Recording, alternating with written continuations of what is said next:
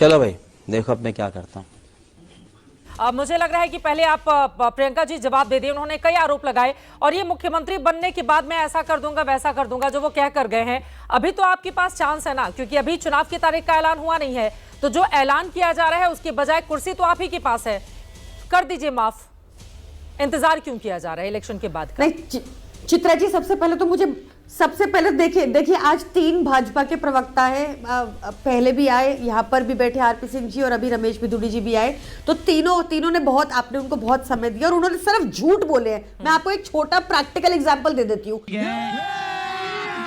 अभी मजा आएगा ना भिड़ो। रमेश बिधूड़ी जी आके बोल के चले गए कि G20 के टाइम हमें ट्रैफिक ईज करना था तो हमने इतनी बसें लगा दी। झूठ बोला वो। G20 के दिन पब्लिक हॉलिडे थी, ट्रैफिक का कोई पॉइंट ही नहीं था। मैं उससे बता रही हूँ आपको। ये बार बार क्रेडिट लेना चाहते हैं जो 7700 बसेस अरविंद केजरीवाल ने दिल्ली में स्टार्ट कर दी। तो ऐसे आके झूठ बोलते हैं वो आपको झूठ बोले कि दिल्ली में 80 लाख लोगों को फ्री राशन मिलता है। दिल्ली में आप जानती हैं कि दिल्ली में प्रति व्यक्ति आय नेशनल एवरेज से 4 टाइम एवरेज है। तो कैसे कोई क्वालिफाई कर रहा है फ्री राशन में? ये झूठ बोले वो आपको झूठ बोले कि दिल्ली में यहाँ के विधायकों ने, यहाँ के इनके एमएलएज ने कोई भी काम किया हो, इनके साथ एमपीज है, उन 7 एमपीज ने कोई भी काम किया हो। इनसे आप पूछ लो कि इन्होंने कानून व्यवस्था पे क्या काम किया। ये अरविंद केजरीवाल को गाली निकालेंगे, आपको झूठी बातें बता देंगे और अरे बाप रे, ये तो धोती खोल रहा है। अभी आपको आरपी सिंह ने झूठ बोला। उन्होंने कहा मैं फ्री बिजली मध्य प्रदेश में देता हूं। ये आंकड़ा केंद्र सरकार का है, मेरा नहीं है सर। वो खुद नहीं मान रहे कि मध्य प्रदेश में फ्री बिजली दे पा रहे हैं।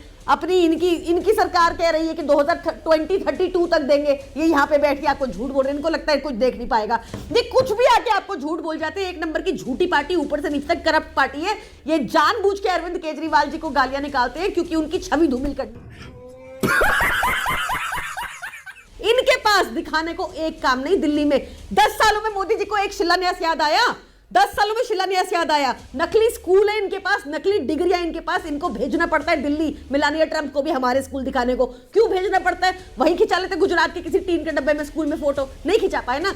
ये झूठे आरोप लगाते हैं इन्होंने। पहले मारवा जी भी इतनी सारी झूठे बातें बोल के चले गए। आप बताओ, एक ऐसी पार्टी जिसके बार बार हमने देखा है कि उनके गृह राज्य में जहां पे शराबबंदी है, वहां शराबबंदी वाले राज्य में लोग शराब पी के मर रहे हैं।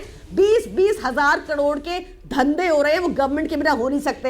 इनके मुख्यमंत्री रूपानी ने सेंट्रल गवर्नमेंट को लिखा था, कहा था ये लो इतना घाटा हो रहा है जो अवैध शराब से मेरी जेब में नहीं आ रहा, वो 20,000 करोड़ का। ये ऑफिशियल डॉक्यूमेंट है ऑन रिकॉर्ड।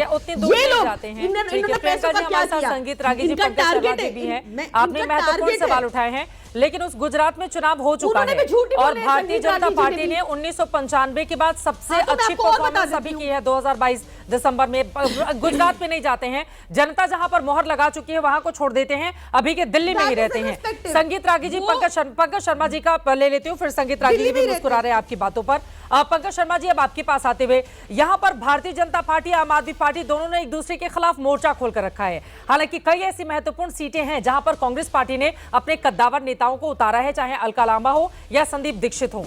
लेकिन ऐसा लग रहा है कि यहां पर भी दोनों के बीच ही मुकाबला है। कांग्रेस पार्टी कैसे कमबैक करेगी दिल्ली में, जिससे 15 सालों तक शीला दीक्षित के शासन में लगातार यहां पर राज किया था? पंकज शर्मा जी।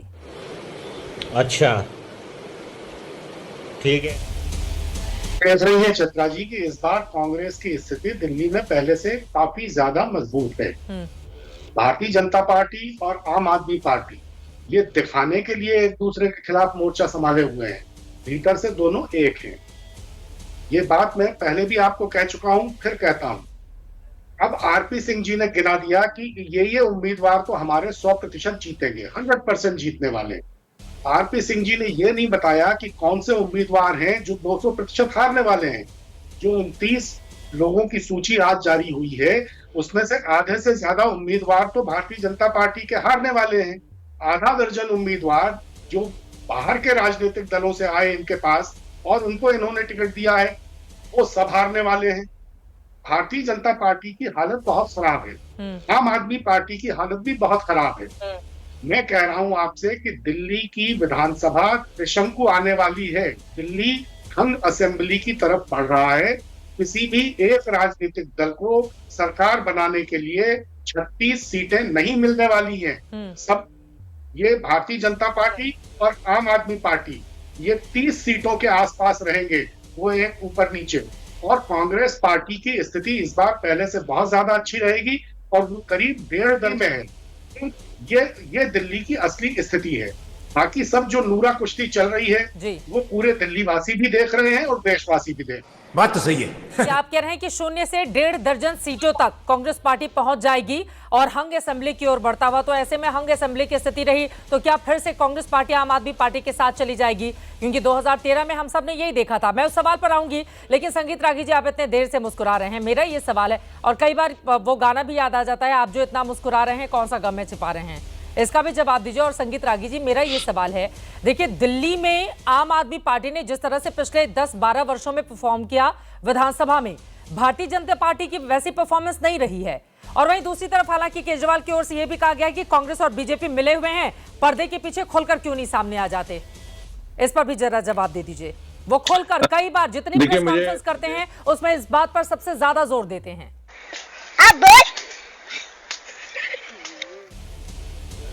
देखिए, मुझे मुस्कुराहट इसलिए आ रही थी कि देखिए आज पंकज जी बड़े अच्छे मित्र हैं, बड़े सम्मान है उनके लिए, लेकिन आज वो कांग्रेस के प्रवक्ता की तरह वाकई बात कर रहे थे। आज पत्रकार कम प्रवक्ता उन पर ज्यादा हावी था।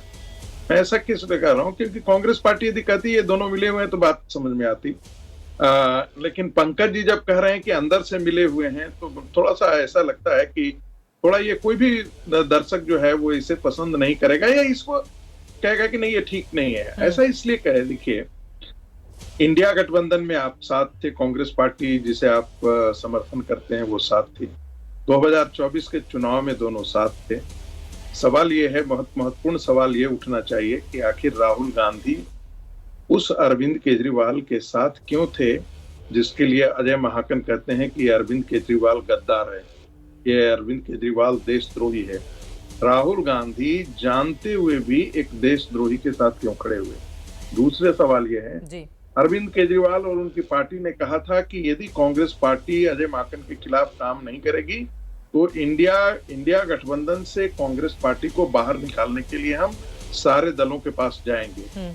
अभी तक अरविंद केजरीवाल की पार्टी की हिम्मत नहीं हुई है कि वो किसी दल के पास जाएंगे, क्योंकि उनको पता है कि ऐसा होने वाला नहीं है। यदि आम आदमी जाएगी कोई तो आम आदमी पार्टी बाहर जाएगा, कांग्रेस पार्टी इंडिया गठबंधन से बाहर कोई नहीं जाने वाली है। दूसरी बात, अभी कह रही थी कि भाई सारे पार्टियां झूठ बोलती हैं। मुझे लगता है कि अरविंद केजरीवाल, मैं व्यक्तिगत टिप्पणी नहीं कर रहा हूँ, हाँ। अरविंद केजरीवाल की पूरी पॉलिटिक्स झूठ और फरेब पर आधारित रही।